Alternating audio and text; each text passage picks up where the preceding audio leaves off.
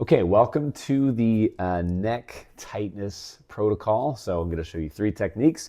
You're going to need a tennis ball, you're going to need a foam roller, and I would say about 8 minutes to 10 minutes of time.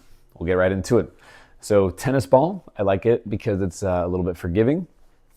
We're going to place it right on the shoulders here and just lay back, pinning that to the ground. So you should be able to see that pretty well. This may be enough intensity, and really the goal here is to be able to put pressure into the ball, relax your muscles, and not create a bunch of tension and hold your breath, right? Tends to be what you think more is better, but we just want to be able to relax and breathe. So how I'm going to play around with this, I may bridge my hips up to push a little more into that ball. Take some deep breaths. I'm going to play around with where that ball is. I can travel closer to my spine.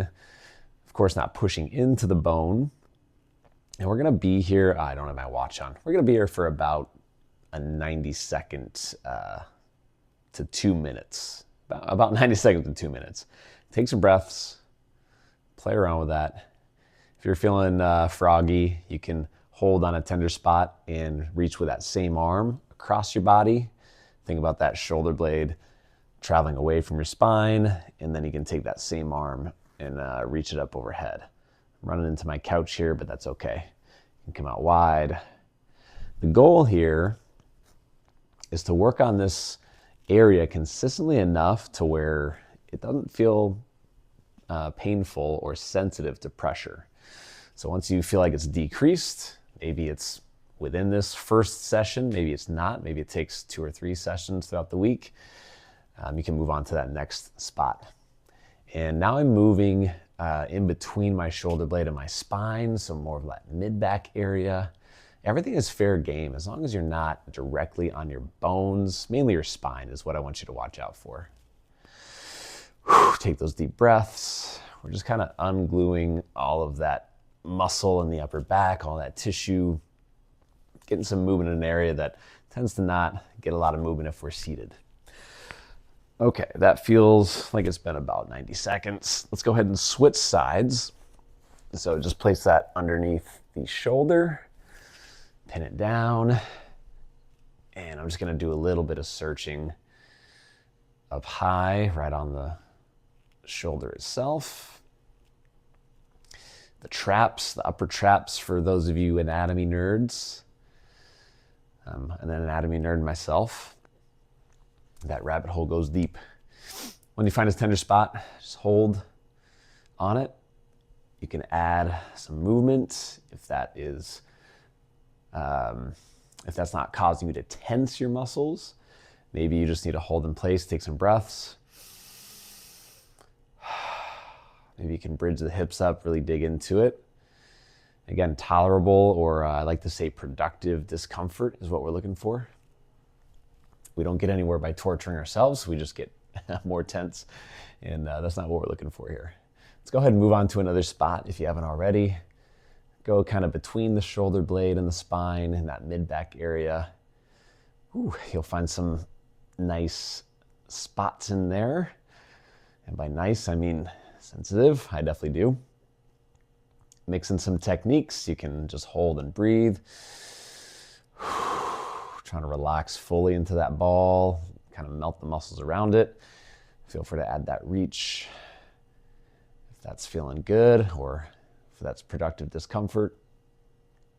Okay, so you can do that a couple times this week. We're done with that tennis ball. And now we're just gonna use a foam roller here, and I'll show you one of my favorite things to do. We're doing some thoracic spine extension. So if you start right below the shoulder blades, ladies, you can think like bra strap line. Fellas, you can think kind of just below the nipple line. What I'm gonna do is try to melt my body over that roller as I reach up. Take a breath in. Exhale, come back down. Now you'll notice what I'm preventing from happening is arching my low back. Not bad, but if I can keep my core braced, kind of like I'm holding a crunch almost, Let my upper back extend as I inhale. That's going to isolate the movement to the upper back, which the thoracic spine is where we're trying to get some extension, some movement. So you can work 5 or 6 reps in one spot, then roll up a little higher to what you would imagine would be the next vertebrae.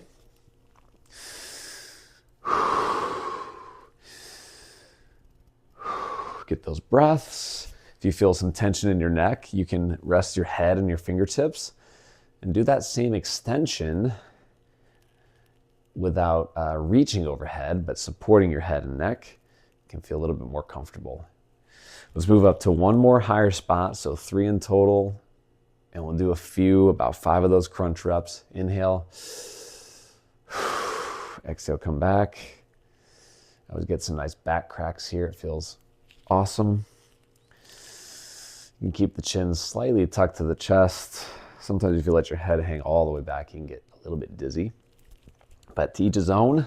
It's your body. You're the expert in your own body. So noodle around, explore around. The last one, if you have a longer foam roller, this can be a little bit easier. I got a little short one, but I'm going to position myself to where, that might not work too well. I'm going to position myself to where my head is resting on the roller. You'll see that I'm actually holding my hips up off the ground in like this glute bridge position. If you have a long foam roller that actually goes down to the hips from the top of the head, that's even better. But from here, we're just going to do some snow angels. So thinking of holding the ribs down toward the hips, go through that snow angel. Just kind of let your body melt into that roller. Usually this Y position is where you might hit some speed bumps. If you feel pain in the shoulder, you can come up a little higher and just work on sinking into those positions that may be a little tight, stiff. Mild discomfort is okay. You may notice with reps it gets better. If it does, great. Let's keep working through it. I got a little discomfort in my left shoulder, usually the first couple passes, and then it gets better. Good rule of thumb, if it's more than mild discomfort, don't push through it. If something feels like it's tearing, it probably is, so don't push through that. And I don't mean to make you feel nervous with these techniques. They're very safe, but just a good thought. Don't be forceful. Let gravity do the work. All right, feel free to hang out here as long as you would like.